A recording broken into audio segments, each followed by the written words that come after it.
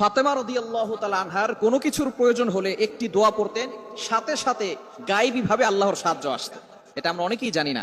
নবীজি সাল্লাল্লাহু আলাইহি সাল্লাম নিজে এই দোয়াটি হযরত ফাতেমা রাদিয়াল্লাহু তাআলা আনহাকে শিক্ষা দিয়েছিলেন।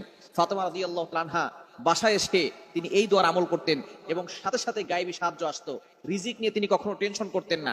তার ঘরে খাবার ছিল না, যখনই খাবার থাকতো না তখন এই দোয়া পড়তেন আর আল্লাহর পক্ষ থেকে গায়েবী সাহায্য আসতো। একবার নবীজি সাল্লাল্লাহু আলাইহি ওয়াসাল্লামের কাছে 6টি ছাগল হাদিয়া আসলো। হযরতে আলী রাদিয়াল্লাহু তাআলা আনহুর বাসায় কোনো খাবার নাই। হযরতে আলী রাদিয়াল্লাহু তাআলা আনহু, ফাতেমা রাদিয়াল্লাহু তাআলা আনহা না খেয়ে আছেন, হাসান হোসেন রাদিয়াল্লাহু তাআলা আনহুমা ছোট ছোট নবীজির নাতিরা না খেয়ে আছেন, ঘরে কোনো খাবার নাই।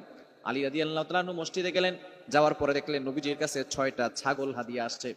আলী রাদিয়াল্লাহু তাআলা আনহু মনে মনে একটি শান্তি পেলেন, আর চিন্তা করতে লাগলেন বাসায় যাওয়ার পরে ফাতেমাকে নবীজির কাছে পাঠাবো আর বলে দিব নবীজির কাছ থেকে যাতে করে একটা ছাগল হাদিয়া নিয়ে আসে।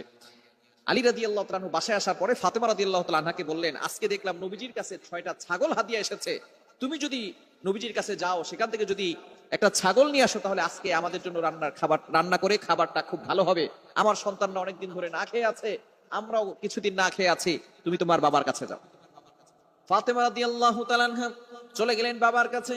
নবীজি সাল্লাল্লাহু আলাইহি সাল্লামের কাছে যাওয়ার পরে ফাতেমা রাদিয়াল্লাহু তাআলা আনহা বললেন, আব্বাজান, আমার বাসায় কোনো খাবার নাই, আপনার নাতি দুইজন ক্ষুধার তাড়নায় কাতরাচ্ছে, আপনার কাছে নাকি 6টা ছাগল হাদিয়া এসেছে, ওই ছাগলের ভিতরে আমাকে একটা ছাগল হাদিয়া দিয়ে দেন। ফাতেমা রাদিয়াল্লাহু তাআলা আনহাকে নবীজি সাল্লাল্লাহু আলাইহি ওয়াসাল্লাম বললেন, ফাতেমা, তোমাকে আমি চাইলে ছাগল দিতে পারি, 6টা হাদিয়া এসেছে, 6টা এখনো আছে, আমি এখনো কাউকে এগুলো দেই নাই, তোমাকে চাইলে দিতে পারি, কিন্তু এই ছাগল তুমি কয়দিন খাবে? 1 দিন, 2 দিন, 3 দিন, 6 দিন, 7 দিন খেতে পারবে, তারপরে তো ছাগল শেষ হয়ে যাবে।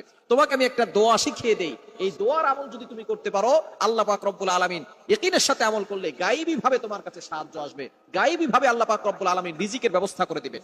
ফাতেমা রাদিয়াল্লাহু তাআলা খুব বিচক্ষণ মহিলা ছিলেন, তিনি ছিলেন জান্নাতি, তিনি হবেন জান্নাতি নারীদের সর্দার, সুতরাং তিনি কিন্তু বিচক্ষণ কম না। ফাতেমা রাদিয়াল্লাহু তাআলা বলেন, আব্বাজান, তাহলে আমার ছাগলের দরকার নাই, যদিও আমার সন্তানরা পেটের ক্ষুধায় আছে, যদিও আমার ঘরে খাবার নাই কিছুদিন ধরে, আমার ছাগলের দরকার নাই, আমাকে দোয়া শিখিয়ে দেন, ওই দোয়ার আমল করে আল্লাহর পক্ষ থেকে আমি গায়েবী সাহায্য নিতে চাই। যেই কথা সেই কাজ, নবীজি সাল্লাল্লাহু আলাইহি সাল্লাম দোয়া শিখিয়ে দিলেন। বাসায় যাওয়ার পরে আলী রাদিয়াল্লাহু তাআলা আনহু যখনই দেখলেন ফাতেমা রাদিয়াল্লাহু তাআলা আনহার হাতে কিছুই নাই, তখন তিনি বললেন, তোমার বাবা নিশ্চয়ই কিছু শিখিয়ে দিয়েছেন। কি শিখিয়ে দিয়েছেন? ফাতেমা রাদিয়াল্লাহু তাআলা আনহা বলেন, আমাকে এমন একটা দোয়া শিখিয়েছেন, এই দোয়ার আমল যদি আমরা করি তাহলে ঘরে অভাব থাকবে না, আল্লাহ পাক রব্বুল আলামিন গায়েবী ভাবে রিজিকের ব্যবস্থা করে দিবেন। সাথে সাথে ফাতেমা রাদিয়াল্লাহু তাআলা আনহা আর হযরত আলী রাদিয়াল্লাহু তাআলা আনহু দুইজনে মিলে এই আমলটা করা শুরু করলেন, আর আল্লাহ পাক রব্বুল আলামিন তাদের কাছে গায়েবী ভাবে রিজিক পাঠিয়ে দিলেন। দোয়াটি হচ্ছে, আল্লাহুম্মা ইয়া আউওয়ালাল আউওয়ালিন, ইয়া আখিরাল আখিরিন, ইয়া যাল কুওয়াতিল মাতিন, ইয়া রাহিমাল মাসাকিন।